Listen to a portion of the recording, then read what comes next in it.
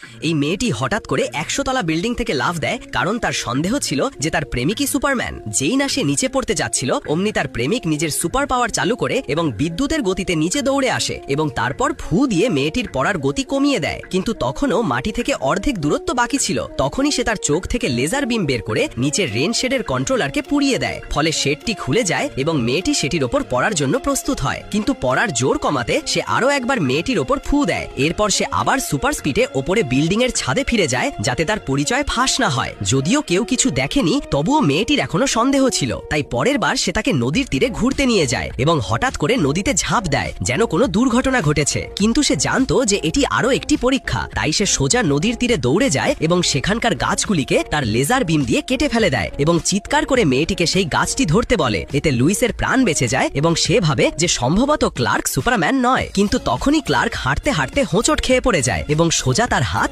জ্বলন্ত আগুনে রেখে দেয়। ভয়ে লুইস সঙ্গে সঙ্গে তার দিকে ছুটে যায়। কিন্তু যখন দেখে যে ক্লার্কের হাতের কিছুই হয়নি তখন সে অবাক হয়ে যায়। এখন তার সন্দেহ আবার নিশ্চিত হয়। পরের দিন সে শেষ পরীক্ষাটি করে। সে ক্লার্কের দিকে সরাসরি গুলি চালায়, কিন্তু গুলি লাগার পরেও যখন তার গায়ে একটা আঁচড়ও পড়েনি তখন ক্লার্ককে সবকিছু বলতেই হয়। সে হাসে এবং বলে, হ্যাঁ আমিই সুপারম্যান। এরপর সে লুইসকে নিয়ে সারা পৃথিবী ভ্রমণে বেরিয়ে পড়ে।